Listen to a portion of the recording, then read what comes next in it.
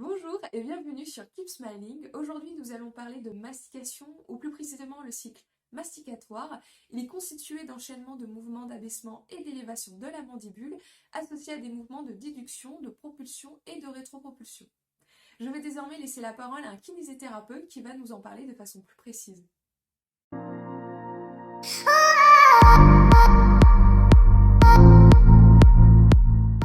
Bonjour Keep Smiling, merci pour l'invitation. Alors je m'appelle Joachim, je suis kiné depuis 2017 et spécialisé en kiné du sport sur Lyon. Les principaux muscles masticateurs sont les élévateurs de la mandibule. Donc nous avons le temporal, le masséter et les ptérygoïdiens latéral et médial. Donc le temporal, il vient s'insérer dans la fosse temporale ici et se terminer sur le processus coroné de la mandibule, donc juste là. Le masséter, il s'insère principalement sur l'arcade zygomatique, donc là, et il vient se terminer sur l'angle de la mandibule, donc il est plutôt vertical. Et nous avons les ptérygoïdiens, donc médial et latéral, que nous pouvons retrouver sur la vidéo d'anatomie.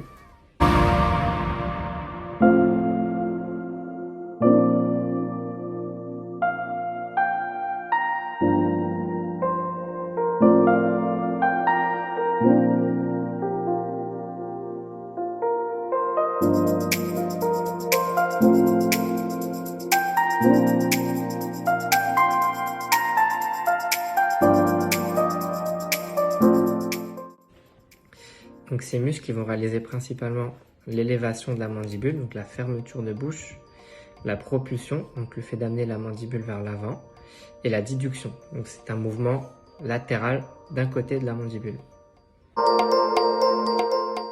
Il existe également des muscles abaisseurs de la mandibule, donc nous avons le muscle génioïdien, le muscle mylohyoïdien et le muscle digastrique.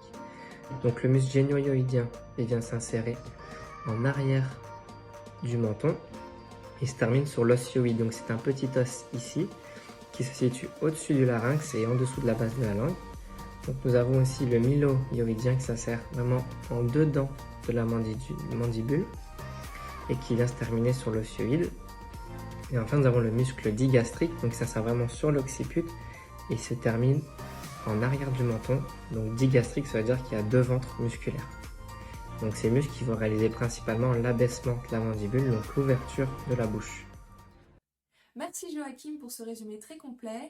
N'hésitez pas à vous abonner au compte Instagram Keep Smiling et à bientôt pour un prochain interview.